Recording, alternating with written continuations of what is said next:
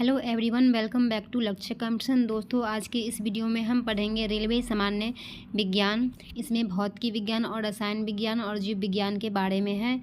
नवीनतम पैटर्न पर आधारित है। ये प्रवृत्ति परीक्षाओं की संपूर्ण कवरेज। ये आदित्य रंजन सर का ये बुक है। तो चलिए हम वीडियो को शुरू करते हैं। न्यूटन का प्रथम नियम एंड जड़त्वता।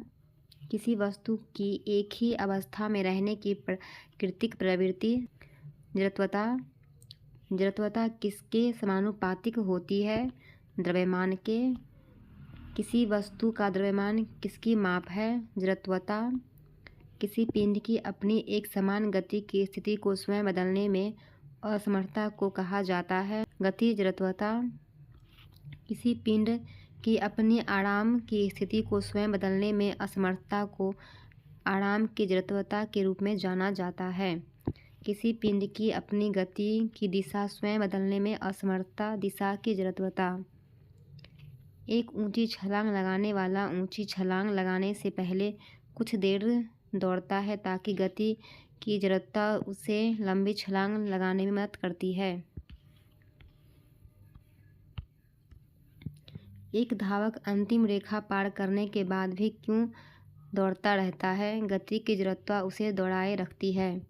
जड़त्वता की उदाहरण: चलती बस में अचानक ब्रेक लगने से यात्री का आगे की ओर झुक जाना।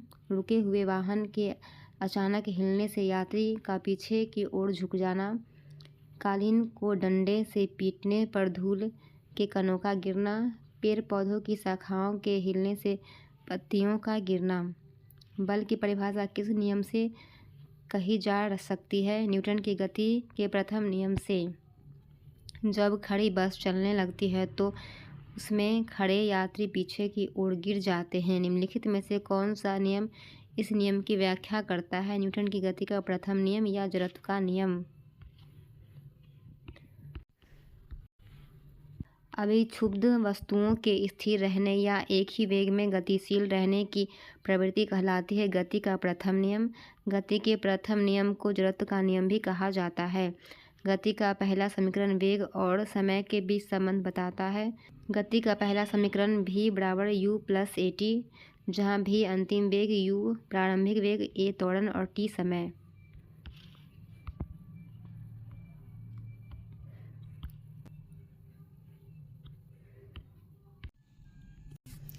न्यूटन का गति का दूसरा नियम। गति का दूसरा समीकरण स्थिति और समय के बीच संबंध बताता है। गति का दूसरा नियम s बराबर ut plus 1/2 at square. s विस्थापन, u प्रारंभिक वेग, a त्वरण, t समय। बल का सूत्र किस नियम से प्राप्त होता है? न्यूटन के गति दूसरे नियम से। बल का सूत्र F बराबर m गुणे a, जहाँ m पिंड का द्रव्यमान था, a पिंड का त्वरण है।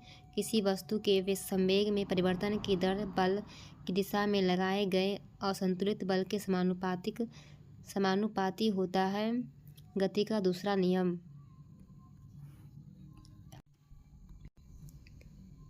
किसी वस्तु के संवेग में परिवर्तन केवल बल के परिणाम से निर्धारित नहीं होता है गति का दूसरा नियम।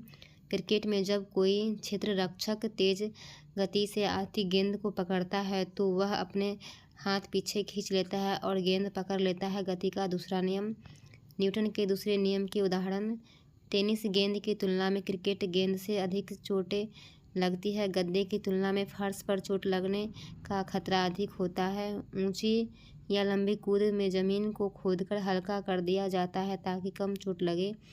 बड़ी कील को अधिक गहराई तक ठोकने के लिए हथौड़े से अधिक वार किया जाता है। आवेग, बल और समय के गुणनफल को आवेग कहा जाता है। आवेग I, बल F, समय t। आवेग का SI मात्रक न्यूटन सेकेंड या किलोग्राम मीटर सेकेंड पावर -1। उदाहरण: यदि कोई खिलाड़ी कैच लेना चाहता है तो वह अपना हाथ पीछे की ओर खींचता है, जिससे समय का मान बढ़ जाता है तथा लगाया गया बल कम हो जाता है, जिससे कैच आसानी से पकड़ लिया जाता है। सीमेंट के फर्श पर गिरने पर लगने वाली आदमी को रेत के टिल्ले पर गिरने से ज़्यादा चोट लगती है आवेग के कारण। न्यूटन के गति का तीसरा नियम। जब बंदूक से गोली चलाई जाती है तो बंदूक विपरीत दिशा में एक बल आरोपित करती है। यह न्यूटन के गति के किस नियम को दर्शाता है? गति का तीसरा नियम। प्रत्येक क्रिया बल में एक समान और विपरीत प्रतिक्रिया बल होता है जो एक साथ कार्य करता है। गति का तीसरा नियम।